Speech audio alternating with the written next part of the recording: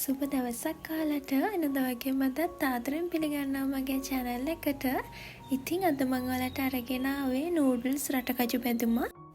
මේක ඔයාලට උත්සව අවස්ථාවකට දාන ගෙදරකට නැත්නම් ගෙදර තියාගෙන කන්න වුණත් මේ වගේ බෙදුමක් හදා ගන්න පුළුවන්. ඒ වගේම ඔයාලට මේක මාසයක් වගේ කාලයක් කල් තියා ගන්නත් පුළුවන්. මේ බෙදුම හරිම රසයි. ඉතින් අපි බලමු මේක කොහොමද හදාගන්නේ කියලා. වෙනද වගේම අවශ්‍ය ද්‍රව්‍ය ඔක්කොමම description box එකේ දාලා තියන්න. මුලින්ම මම මෙතන හීනිවට ලියාගත්ත ලොකු ලුණු ගෙඩි දෙකක් අරගෙන තියෙනවා. තෙල් එක හොඳට රත් වුණාට පස්සේ මේ ලුණු ටික දාලා රන්වන් පාට වෙනකන් හොඳට බැද ගන්න. මම එක සැරේම ලුණු ඔක්කොම ටික බැද ගන්නේ නැහැ. ලුණු ටික තෙලට දැම්මට පස්සේ මේ වගේ කලවම් කර කර රන්වන් පාට වෙනකන් බැද ගන්න.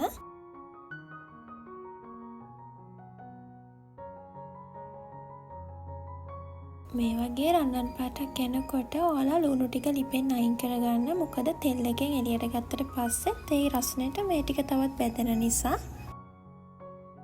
කලින් වගේම මම ඊතර ලුණු ටිකත් බැද ගන්නවා.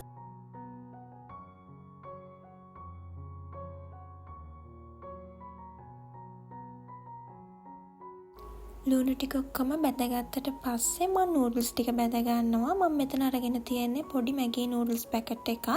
මේ වගේ පොඩිවට කඩාගෙන මම තෙලට එකතු කරගත්තේ. ඒකත් ටිකක් තෙල එකේ රන්වන් පාට වෙනකම් බැතුනට පස්සේ මම ලිපෙන් අයින් කරගන්නවා.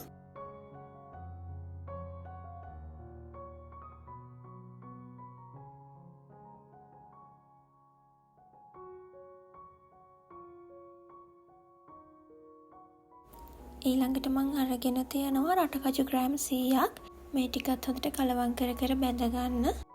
ඔයාලා මේ දේවල් බැද ගනිද්දී ගින්දර ගොඩක් වැඩි කරගෙන බැද ගන්න එපා. සාමාන්‍ය ගින්දරේ තියාගෙන මේවා බැද ගන්න.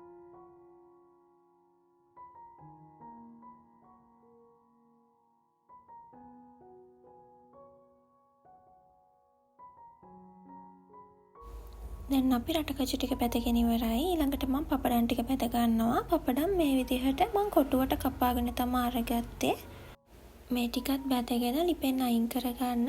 ඔයාලා කැමති නම් මේ බැදුමට තව හාල් මැස්සුත් බැදලා එකතු කරගන්න පුළුවන්.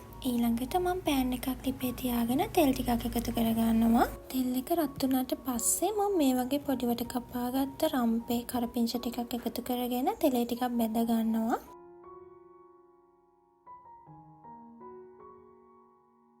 දැන් මම ඒකටම මිරිස් කුඩු තේ හැන්දයි කැලි මිරිස් තේ හැන්දකුයි එකතු කරගත්තා. ඒකටම ලුණු ටිකකුත් එකතු කරගන්න. මේ දේවල් ඔයාලගේ රස අනුව එකතු කරගන්න. දැන් මේ දාපු දේවල් ඔක්කොම ටිකක් කලවම් කරගෙන කලින් බැදගත්ත රටකජු ලුණු නූඩල්ස් ටික මම එකතු කරගන්නවා.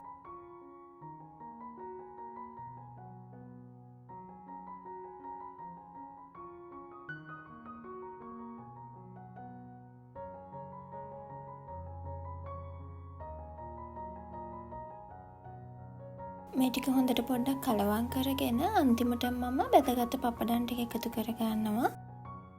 දැන් මේ විදිහට ඔක්කොම හොඳට කලවම් වෙනකන් කලවම් කරගෙන ඔයාලා මේක ලිපෙන් අයින් කරගන්න. මේ වෙලාවේදී රස බලලා ලුණු කුඩු මිරිස් කුඩු මදි නම් ඔයාලගේ රස අනුව එකතු කරගන්න පුළුවන්. ඔයාලට මේක හුලං වදින්නේ නැති වෙන්න හොඳට අසුරලා මාසයක් වුණත් කල් තියාගන්න පුළුවන්. ගෙදර කෑමට නැත්නම් විශේෂ අවස්ථාවකට වුණත් ඔයාලට මේ වගේ බෙදුමක් හදලා තියාගත්තොත් ලේසි වෙයි. ඉතින් මම හිතනවා අද වීඩියෝ එකත් ඔයාලට ප්‍රයෝජනවත් වෙන්න ඇති කියලා. ඔයාලා මේ රෙසිපි එකටත් කැමති නම් ලයික් කරන්න, ෂෙයා කරන්න, ඔයාලගේ අදහසත් පහලින් කමෙන්ට් කරන්න අමතක කරන්න එපා. මේ වගේ වීඩියෝ දිගටම බලන්න අපේ channel එක subscribe කරලා තියාගන්න. එහෙනම් තවත් රසවත් වීඩියෝ එකකින් ඉක්මනින්ම හමු වෙමු.